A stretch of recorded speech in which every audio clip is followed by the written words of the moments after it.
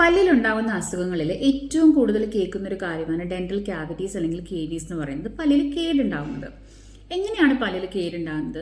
നമ്മൾ ഫുഡ് കഴിച്ചു കഴിഞ്ഞ് വായ കഴുകിയാലും കുറേ ഫുഡ് പാർട്ടിക്കിൾസ് നമ്മുടെ പല്ലിൽ തങ്ങി നിൽക്കും. നമ്മുടെ പല്ലിന്റെ സർഫസ് ഒരു ഫ്ലാറ്റ് സർഫസ് അല്ല, അതിന്റെ പുറത്ത് ചെറിയ കുഴികളും പിറ്റ്സും ഫിഷേഴ്സും ഒക്കെ ഉണ്ട്. ഇതിനകത്ത് കുറച്ച് ഫുഡ് തങ്ങി നിൽക്കും.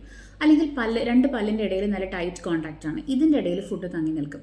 ഇനി നമ്മൾ കഴിക്കുന്ന ഫുഡ് ഭയങ്കര സ്റ്റിക്കി ആയിട്ടുള്ള ഫുഡ് അല്ലെങ്കിൽ ഷുഗറി ആയിട്ടുള്ള ഫുഡൊക്കെ ആണെങ്കിൽ നമ്മൾ എത്രയൊക്കെ കഴുകിയാലും പല്ലിൽ പറ്റിപ്പിടിച്ചിരിക്കും. അപ്പോൾ ഇത് നമ്മൾ പ്രോപ്പറായിട്ട് ബ്രഷിങ്ങും ഫ്ലോസിങ്ങും ചെയ്യുമ്പോഴാണ് പോകുന്നത്. അതേസമയം നമ്മൾ പ്രോപ്പറായിട്ട് ബ്രഷിങ് ചെയ്തിട്ടില്ല അല്ലെങ്കിൽ ഫ്ലോസിങ് ചെയ്തിട്ടില്ലെങ്കിൽ ഇത് വായിൽ തന്നെ നിന്നിട്ട് ഇതിനകത്ത് ബാക്ടീരിയ വന്ന് അറ്റാക്ക് ചെയ്തിട്ട് ഒരു ആസിഡ് പ്രൊഡ്യൂസ് ചെയ്യിക്കും.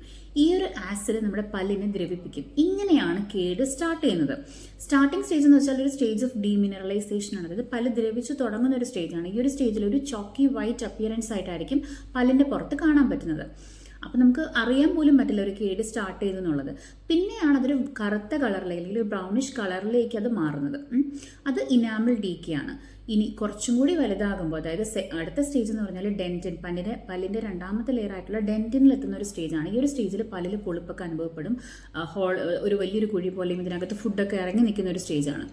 ഇനി ഇതും കഴിഞ്ഞ് അടുത്ത സ്റ്റേജ് എന്ന് പറഞ്ഞാൽ പല്ലിന്റെ പൾപ്പിനെ എഫക്ട് ചെയ്ത് പല്ല് വേദന ഉണ്ടാക്കുന്ന ഒരു സ്റ്റേജാണ്. ഈ ഒരു സ്റ്റേജിൽ നമുക്ക് പല്ല് നോർമലി ഫില്ലിംഗ് ചെയ്ത് വെക്കാൻ പറ്റില്ല, റൂട്ട് കനാൽ ട്രീറ്റ്മെന്റേ ചെയ്യാൻ പറ്റുള്ളൂ.